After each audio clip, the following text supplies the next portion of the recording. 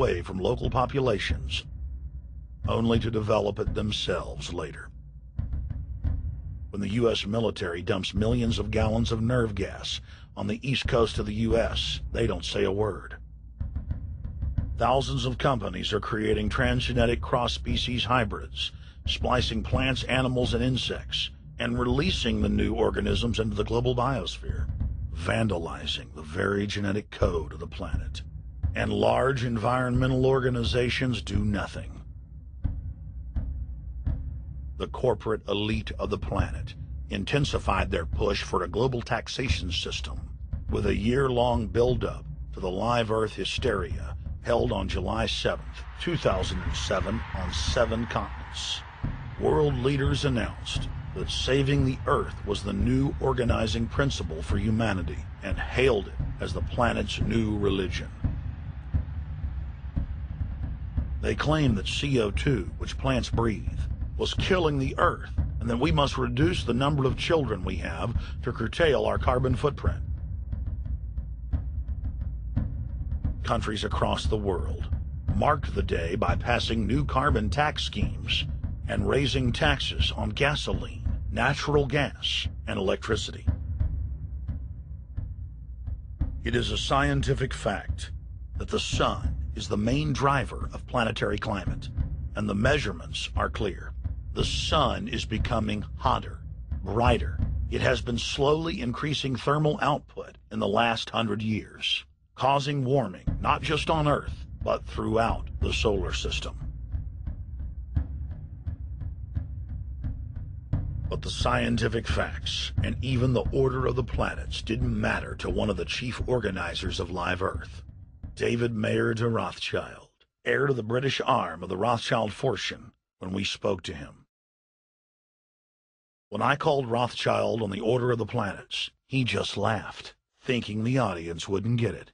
He continued to count on the population's ignorance and claimed that the global warming lobby has nothing to do with carbon taxes. I guess he hadn't spoken with his good personal friend, Al Gore. Global warming, the time for debate is over. I think what you have to realize is that being environmentally sensitive and making money aren't mutually exclusive. There's a lot of money to be made in addressing this issue. But you guys are gobbling up all the world's concern to just simply line your pockets and make kids read your book in schools and do all this. It's a business, just like you said, Rothschild. It's not. Do you think I make any money out of this? It's the same thing. It's the same thing your your money-changing ancestors did. They're in Germany, Red Shield, and I'm calling you out, Red Shield. We know it's a scam. A pollution-based tax system, principally CO2. We're causing it mainly, vast majority of it. The consequences are bad and will be catastrophic unless we act. The polar ice caps of Mars are receding at several miles a year, much faster than ours, and that the moons of Saturn and Jupiter are melting. In fact, several of their moons were ice and are now liquid seas. Now, how are SUVs causing that, David Rothschild? That's because those planets are closer to the sun, my friend. No, Jupiter and Saturn are not closer to the sun. Neither is Mars. Yes, sir. I think you'll find, right, that the very simple matter, and what I wanted to say, and this is my final point, forget your taxation theory, because actually it's not taxation. Put a price on the carbon. A tax is the best way. Cap and trade can also do it. If there were a carbon-based tax, would there be a need for an economy-wide cap and trade system? They are not either or. We can do both. I am in favor of both.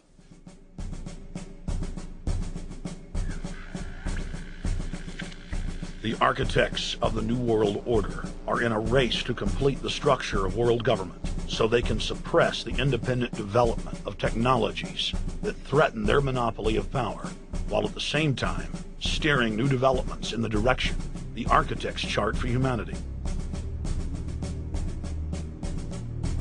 The technocrats call their governing system the final revolution because in the past, empires were enforced militarily.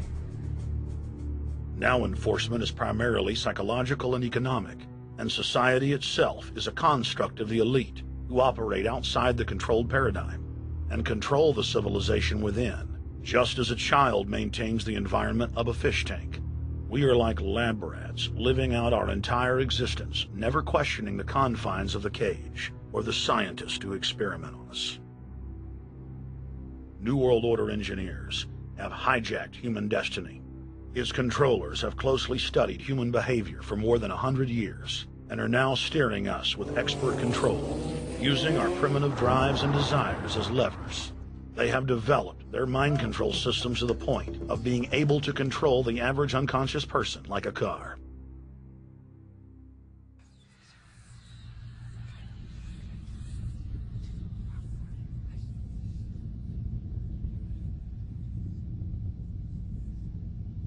Eugenics dominated the 20th century.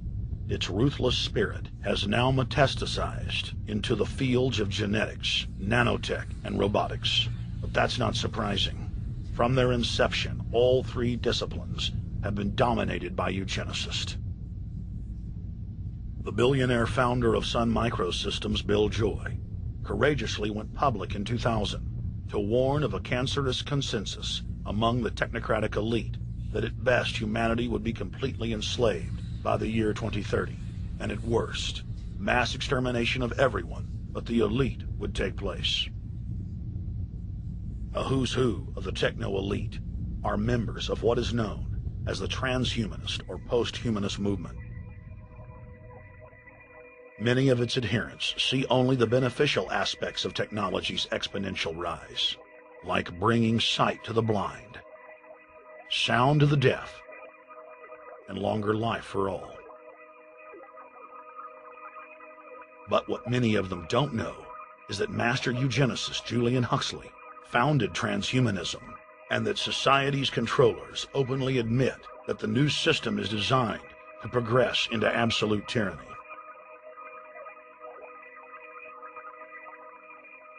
Leading transhumanist Ray Kurzweil boasts that technological advancements will allow those that can afford it to live forever, but admits that most won't be able to keep up with the new master race. The drive for world government is now all about who will control and have access to radical life extension systems. Biological evolution is too slow for the human species. Over the next few decades, it's going to be left in the dust. Transhumanists believe that they will attain the fountain of youth by merging with technology. Now, it may be within their reach. Decades ago, transhumanists said that if you did not accept augmentation or enhancements, you would no longer be able to get jobs. And now it's happening today. The elite who occupy the commanding heights of digital reality are suicidal nihilists. Suicidal nihilists know that there is no longer any substantive purpose to their willing, but they would always prefer to go on willing than not to act at all. They can very happily ally themselves with the notion of nuclear holocaust or perfect exterminism. Technology has become so powerful in its capacity for destruction that free humanity cannot afford to let psychopathic technocrats with delusions of grandeur repeat the mistakes of their forebears, because it is highly probable that this time they may destroy everything, including themselves in their mad rush for godhood.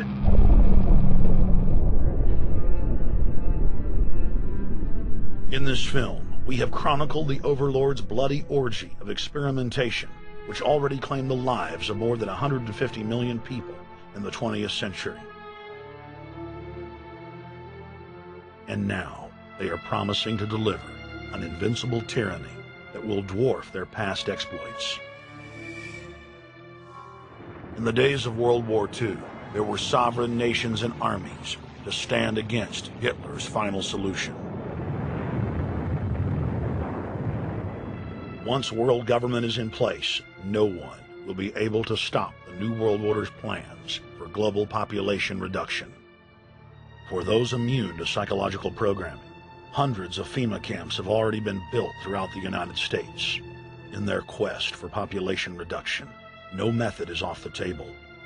These dark builders intend to release a string of man-made bioweapons